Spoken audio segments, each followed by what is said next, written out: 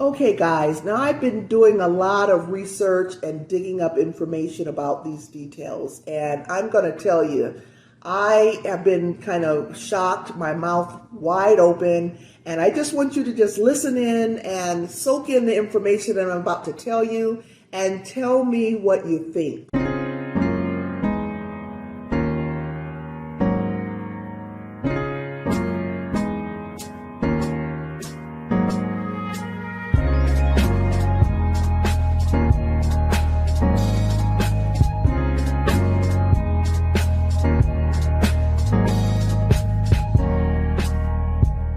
Hey everyone, welcome back to my channel. Today I'm going to open up a discussion and I wanted to talk about the Afghanistan refugees coming to the U.S. and I wanted to get your opinion on it. I have been doing some research and found out some really interesting details that I wanted to discuss on today's topic. And hopefully you will find the information that I provide to you interesting. And if so, make sure you make some comments down below because I do want to open up this discussion and get your opinions on what you think about what's really going on when it comes to Afghanistan and the refugees coming from there to the U.S. So I've been doing a lot of research on this topic and I have dug up some very interesting information that I'm hoping that you will find interesting as well. This information I'm presenting to you is not based on my opinions, but is simply based on the research that I've dug up. And I think you need to hear this.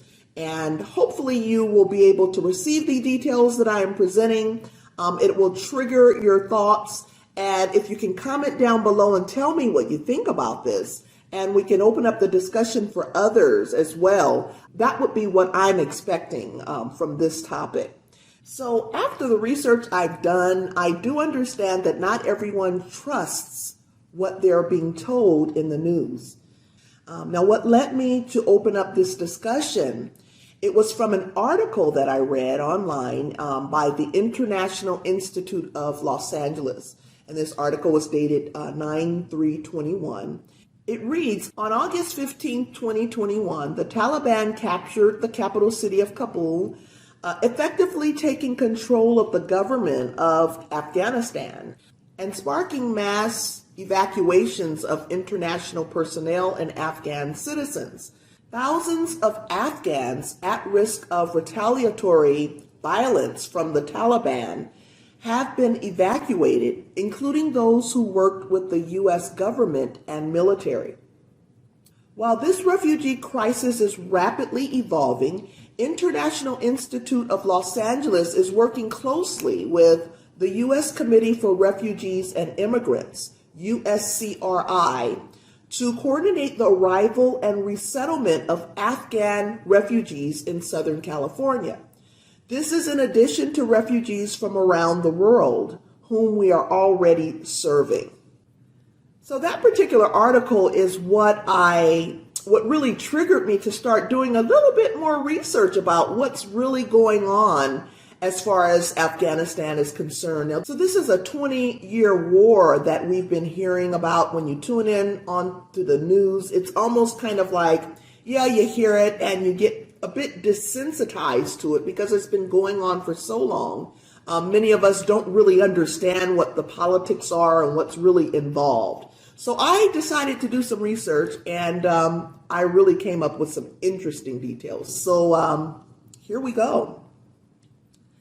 Now, there are many Americans who wonder what is going to happen to the U.S. economy with the influx of Afghanistan refugees across the U.S. Now, we have the homeless crisis and exponential increase in rental and residential properties.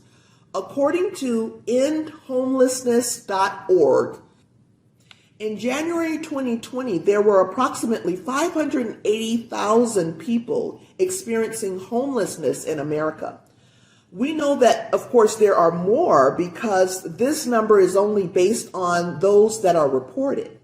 And we also know that many homeless individuals shy away from registering their homeless status. But Of the 580,000 stat that we have, most are individuals and the rest are people living in families with children. They live in every state and territory. And so this homelessness crisis and increase in the cost of living has not yet been resolved. We know that most states are working on this issue, but it is a huge effort. Also, we're not quite sure of what the effects of COVID will be on the U.S. economy. So many are wondering how the U.S. will support Afghanistan refugees when there are so many crises, so many situations, and so many Americans in need, and these problems have not yet been resolved.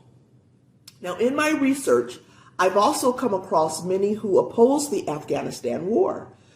They oppose the war because they feel it was based on lies. They don't believe the narrative of George W. Bush regarding the 9/11 attacks, and they feel that that was a smokescreen for the U.S. to go over to Afghanistan and take over the opioid production, which was the major economy of the Taliban prior to the U.S. going there. And many also feel that the U.S. and Afghanistan are working together. Also, Afghanistan has over $1 trillion worth of minerals. One of those minerals includes lithium, which is heavily produced for batteries and laptops and cell phones. So there are many who feel that this 20-year war was based under false pretenses. Many people's lives have been sacrificed because of what many are calling American greed. So I'm going to give you some background on Afghanistan from what we're told in the news. Why did the war in Afghanistan start? The war began under President George W. Bush as a hunt for Al-Qaeda and Osama bin Laden, who oversaw the 9/11-2001 attacks on the United States. When did we go to war with Afghanistan? In 2001, America and its allies launched a quote-unquote new and different war on terrorism under the leadership of then President George W. Bush. When did the U.S. leave Afghanistan? 2021. As part of the Doha Agreement, the Trump administration agreed to an initial reduction of the U.S. forces from 13,000 to 8,600 troops by July 2020, followed by a complete withdrawal by May 1st, 2021, if the Taliban kept its commitments. So how long was the U.S. in Afghanistan? 20 years. Where do Afghan refugees go in the U.S.?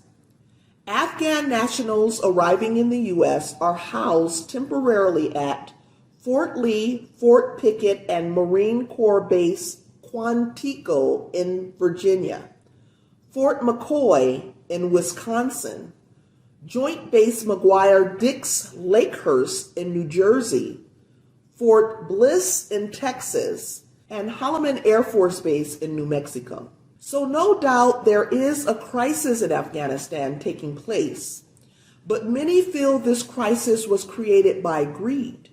They feel most Americans are not aware of the truth and that the support of the war was based on lies. So I'm opening up this discussion to you. After hearing these details, comment down below and tell me what you think. What do you think about the 20-year war? What do you think about those who really feel that this war was based on false pretenses? Let me know if you've heard of any of these details. Let me know if any of this information sounds familiar to you. Yeah, let's open up this discussion and talk about it.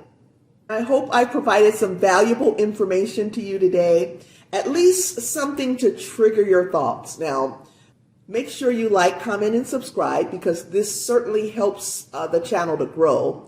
And also, I appreciate you tuning in. I'll see you next time, and God bless.